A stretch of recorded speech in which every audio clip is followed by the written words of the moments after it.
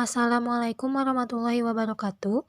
Kami dari kelompok 7, kelas E5, akan mempresentasikan materi tentang manajemen sumber daya manusia, yaitu mengenai tahapan-tahapan perencanaan tenaga kerja atau manpower planning. Anggota kelompok kami terdiri dari Faisal Fahmi, LL Dewi, Sairani Guntari, Tasya Aulia Firdaus, dan Suji Fauziah Lestari. Untuk Fahmi dan Suci, mohon maaf tidak bisa menghadiri Meet dikarenakan sedang ada halangan.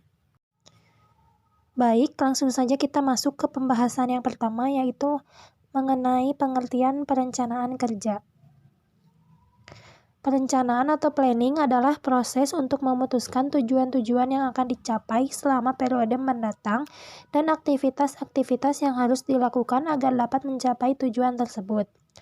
Tenaga kerja adalah manusia yang bekerja di lingkungan suatu organisasi yang mempunyai potensi baik dalam wujud potensi nyata, fisik maupun psikis sebagai penggerak utama dalam mewujudkan eksistensi dan tujuan organisasi. Selanjutnya itu ada komponen-komponen perencanaan tenaga kerja. Yang pertama, Tujuan perencanaan sumber daya manusia adalah menghubungkan sumber daya manusia yang ada untuk kebutuhan perusahaan pada masa yang akan datang untuk menghindari tumpang tindih dalam pelaksanaan tugas. Selanjutnya ada perencanaan organisasi. Perencanaan organisasi merupakan aktivitas yang dilakukan perusahaan untuk mengadakan perubahan yang positif bagi perkembangan organisasi. Peramalan sumber daya manusia dipengaruhi secara drastis oleh tingkat produksi. Kemudian ada syarat-syarat perencanaan sumber daya manusia. Di antaranya yaitu yang pertama, harus mengetahui secara jelas masalah yang akan direncanakannya. Harus mampu mengumpulkan dan menganalisis informasi tentang sumber daya manusia. Yang ketiga, harus mempunyai pengalaman luas tentang job analis, organisasi, dan situasi persediaan sumber daya manusia. Yang keempat, harus mampu membaca situasi sumber daya manusia masa kini dan masa mendatang. Yang kelima, memperkirakan peningkatan sumber daya manusia dan teknologi masa depan. Dan yang terakhir yaitu mengetahui secara luas peraturan dan kebijaksanaan perburuhan pemerintah. Selanjutnya akan dibacakan oleh rekan saya, yaitu LL Dewi. Kepada LL Dewi dipersilahkan. Selanjutnya, manfaat perencanaan kerja. Yang pertama, penggalakan perilaku proaktif daripada reaktif. Kemudian, komunikasi eksplisit tujuan perusahaan.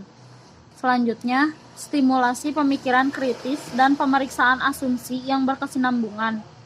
Selanjutnya, identifikasi kesenjangan situasi sekarang dan visi masa depan. Selanjutnya, penggalakan partisipasi manajer hari ini. Selanjutnya, identifikasi kendala dan peluang sumber daya manusia. Selanjutnya, penciptaan ikatan bersama. Selanjutnya, tahapan-tahapan dalam perencanaan tenaga kerja. Yang pertama, penetapan tujuan manpower planning. Yang kedua, pemetaan SDM perusahaan. Yang ketiga, perhitungan kebutuhan tenaga kerja. Yang keempat, penetapan rencana ketenaga kerjaan. Yang kelima, rekrutmen dan hiring.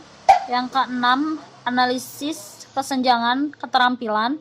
Yang ketujuh, pelatihan dan pengembangan. Yang kedelapan, evaluasi. Selanjutnya, pengaruh eksternal dan internal yang menjadi hambatan perencanaan tenaga kerja. Faktor eksternalnya yaitu faktor ekonomi nasional dan industri. Faktor ini secara langsung berpengaruh secara strategi sebuah organisasi. Faktor sosial. Faktor sosial ini yang menempatkan penguasaan bahasa asing sebagai hal yang penting, khususnya bahasa Inggris yang semakin penting dalam berkomunikasi telah mengharuskan organisasi menjadi sebagai pertimbangan yang besar pengaruhnya dalam perencanaan SDM. Kemudian faktor teknologi. Kemajuan dan perkembangan ilmu pengetahuan yang pesat telah diiringi pula dengan dihasilkannya teknologi baru, baik yang berhubungan dengan peralatan dan cara kerja untuk meningkatkan produktivitas dan kualitasnya, baik memenuhi keinginan dan kebutuhan konsumen. Selanjutnya, faktor pesaing. Faktor pesaing adalah pewujud dari tantangan yang semakin berat dalam dunia bisnis. Untuk organisasi dapat mempengaruhi pasar bagi produknya, baik berupa barang atau jasa, untuk merebut dan memenangkan. Oleh karena itu, sebuah organisasi memerlukan sumber daya manusia yang kompetitif. Selanjutnya ada faktor internal. Yang pertama ada rencana strategi dan rencana operasional atau taktik. Rencana ini tidak bisa berwujud tanpa adanya sumber daya manusia yang relevan dan kompetitif. Jadi organisasi harus memiliki keahlian dalam organisasinya sehingga mampu menghasilkan produk yang berkualitas.